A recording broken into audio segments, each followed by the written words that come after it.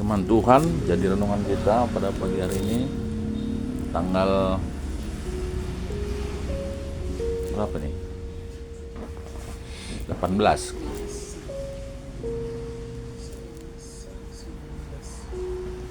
26 hari Selasa ya. 26 November 2024 dalam kitab 2 Tawarik 16 ayat 1 sampai 14. Perikopnya perjanjian Asa dengan Aram. Pada tahun ke-36 pemerintahan Asa, majulah Baesa raja Israel hendak berperang melawan Yehuda.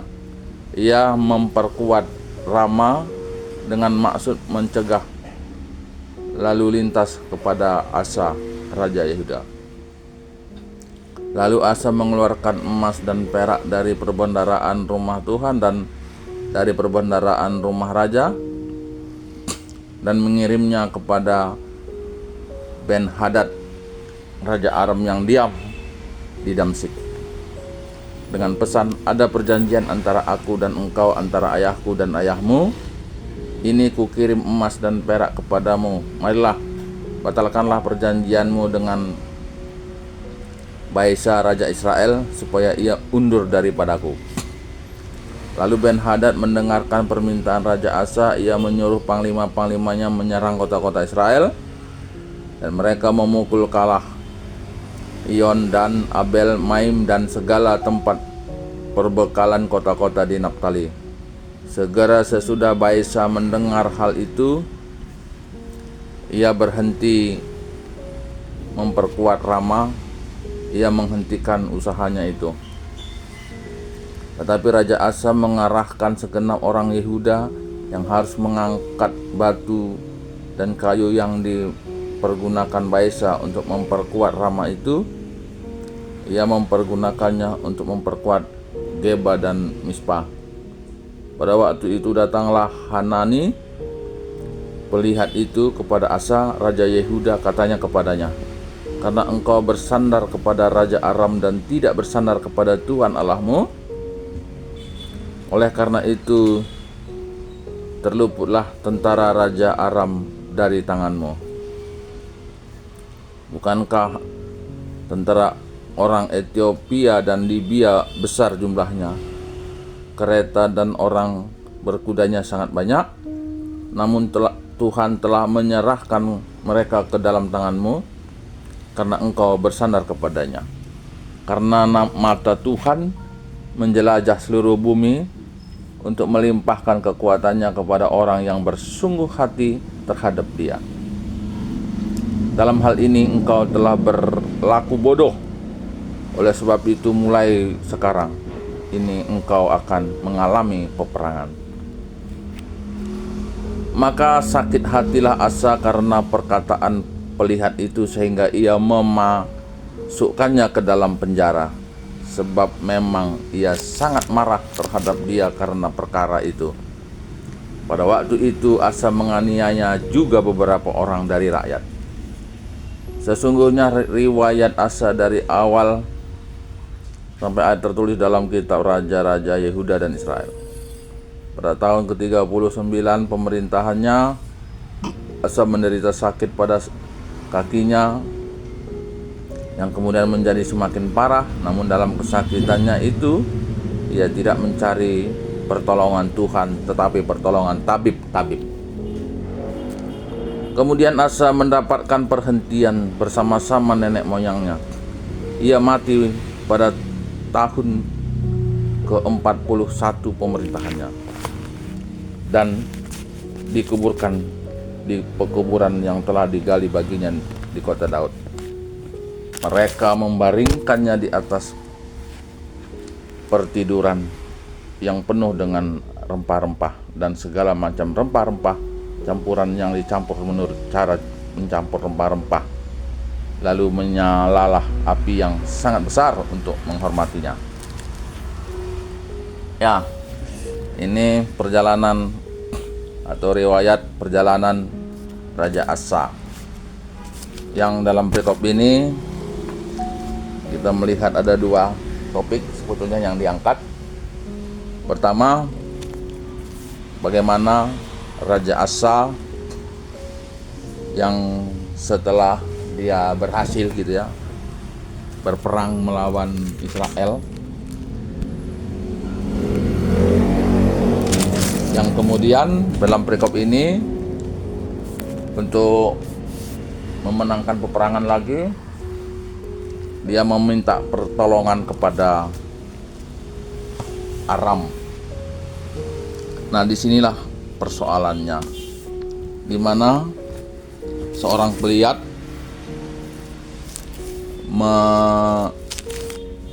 menyampaikan bahwa bagaimana dulu gitu ya mereka berperang melawan orang Ethiopia yang begitu besar jumlahnya, jutaan. Tapi karena Raja Asa ini memohon pertolongan Tuhan dan memberikan kemenangan, ya, memberikan kemenangan. Tapi pada proses selanjutnya ternyata Raja Asa ini berharap kepada Aram, pada bangsa lain, untuk memberikan pertolongan pada dia. Tapi justru itulah kemarahan Tuhan. Tuhan mulai diabaikan. Dan itulah yang disampaikan oleh pelihat ini, bahwa oleh karena dia tidak berharap kepada Tuhan, maka itulah yang disebut dalam catatan Alkitab ini sebagai berlaku bodoh. Jadi orang yang berharap tidak kepada Tuhan itu suatu kebodohan di mata Tuhan. Dalam kitab ini mencatat, karena mata Tuhan menjelajah seluruh bumi untuk melimpahkan kekuatannya kepada mereka yang bersungguh hati terhadap dia. Dalam hal ini engkau, maksudnya Asa, telah berlaku bodoh. Oleh sebab itu mulai sekarang ini engkau akan mengalami peperangan. Jadi banyak masalah sebetulnya dalam kehidupan ini bukan oleh karena sesuatu sebab, kecuali adalah ketidaktaatan kepada Tuhan.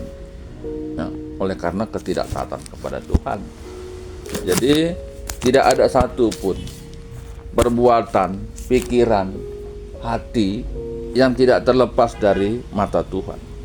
Oleh karena mata Tuhan menjelajahi seluruh bumi. Dan yang kedua, apa yang terjadi pada Raja Asa ini? Raja Asa ini kemudian menderita sakit penyakit. Nah, ini dia. Dan sakit penyakit itu ya oleh karena apa? Nah, ini sakit penyakit oleh karena penglihat itu memberikan satu perkataan Tuhan dan dia marah gitu. Dan dia marah dan kemudian ya boleh dibilang mungkin pada saat ini hati yang luka gitu ya, suatu ada amarah yang dibangun di dalam hatinya, dan ini bukan sesuatu yang baik bagi siapapun. Dan dalam perikop ini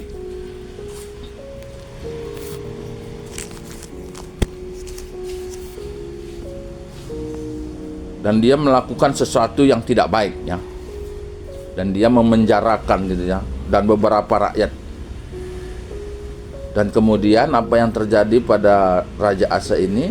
Dia sakit. Nah, dia sakit. Nah, ini kita juga banyak ini jemaat ini sakit. Sehingga kenapa bisa sakit? Nah, ini yang mestinya juga kita pahami di dalam Alkitab. Orang sakit dalam perikop ini ya mungkin karena rohaninya gitu ya. Yang sakit itu rohaninya. Jadi sebetulnya yang perlu diperbaiki setiap orang yang sakit itu bukan fisiknya, rohaninya. Rohani itu yang membuat dia menimbulkan ya perbuatan yang mengharap bukan kepada Tuhan, kemudian ada perkataan yang benar dia tidak mau terima, dan justru dia menganiaya. Nah, ini kalau udah rohani yang sakit dan kemudian berdampak terhadap fisiknya. berdampak terhadap fisiknya. Kemudian apa yang dia cari? Dalam perikop ini dia bilang, maka sakit hatilah Asa karena perkataan Allah perlihat itu, sehingga ia memasukkannya ke dalam penjara, sebab memang ia sangat marah terhadap dia. Karena perkara itu, pada waktu itu Asa mengenainya juga beberapa orang dari rakyat, sehingga riwayat Asa dan awal sampai akhir tertulis dalam kitab Raja-Raja Yehuda dan Israel. Pada tahun ke-39 Asa menderita sakit pada kakinya, yang kemudian menjadikannya itu ia tidak. Namun dalam kesakitannya itu ia tidak mencari pertolongan Tuhan, tetapi pertolongan tabib. Nah, ini yang saya bilang, gereja itu sebetulnya tidak boleh menyediakan fasilitas klinik. Klinik itu produk dunia. Alkitab itu juga menyediakan produk untuk pelayanan kesehatan. Sebetulnya sudah bagus itu ya. Ada pastoral counseling dan pemuritan. Karena yang membuat orang sakit fisik itu bukan fisiknya yang sakit sebetulnya, tapi rohaninya. Jadi sebetulnya gereja mempersiapkan pelayanan kesehatan bidang rohani, bukan jasmani. Jasmani itu dunia, dan ini dalam Alkitab mencatat. Ya. Alkitab ini mencatatnya. Jadi dia oleh karena sakitnya tadi, dia bukan mencari Tuhan gitu. Alkitab ini satu kesalahan yang besar yang dilakukan sebetulnya di sini. Yang sakitnya itu makin menjadi, dan dia bukan meminta pertolongan kepada Tuhan, tapi justru meminta pertolongan tabib. Yang pastilah tidak akan menyelesaikan, karena yang sakit itu adalah rohaninya, bukan jasmaninya, karena dia tidak taat. Nah, jadi marilah kita, baik gereja pun mesti perlu pemulihan ya. Mesti perlu pemulihan, mengerti konsep Alkitab, firman Tuhan. Pertua diakon pendeta mesti berperan, mesti mengerti, memahami, supaya jangan kita jatuh di dalam kesalahan yang lain. Marilah kita melihat segala sesuatu dari firman Tuhan, supaya kita tidak terjadi kesesatan dengan berbagai masalah peperangan. Ya, peperangan dalam kehidupan saat ini cukup banyak ya.